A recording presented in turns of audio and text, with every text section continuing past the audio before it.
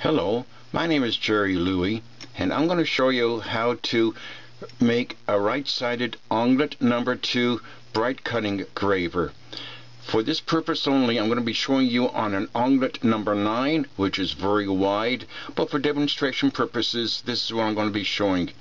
Normally, I would only use a number 1 or number 2 Onglette graver, but here you will see already prepared how the angle of the graver is shaped.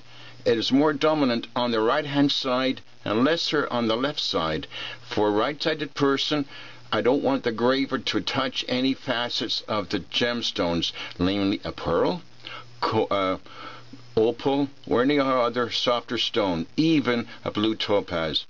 Now what I'm going to show you is how I start the cutting action.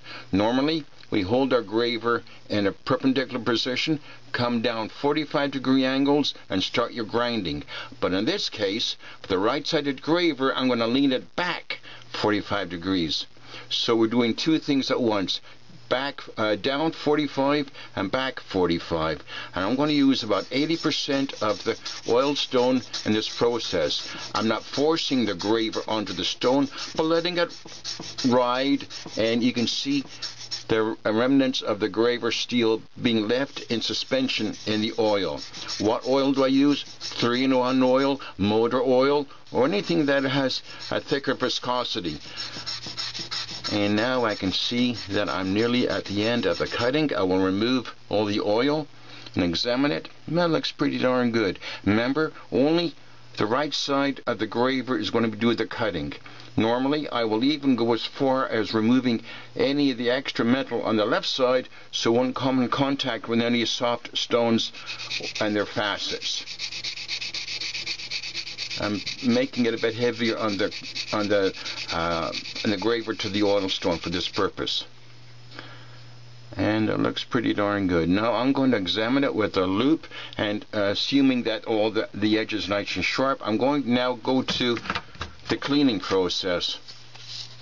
Here I'm using a number 2O polishing paper.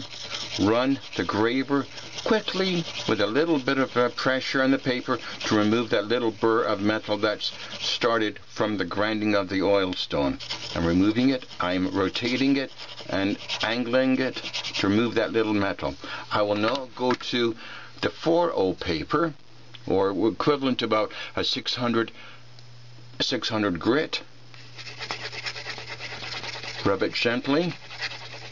Now, if I don't have the 1200 grit, I'll make my own using a graphite impregnated 4O paper, and quickly, lightly, and I use the word again, lightly, just go over that surface again so the the graver is nice and sharp. And this is just done by a regular pencil. And just going over it a bit more to give me a bit more shining surface.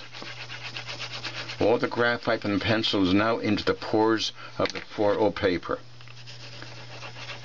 Lightly, lightly, lightly.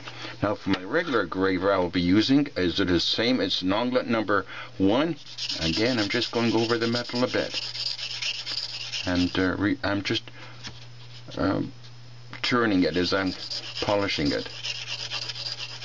I'll go it again with my larger number 9 Onglette. You can see how I'm doing it like this. As I'm going along the paper, I'm letting it reach all areas of the graver edge.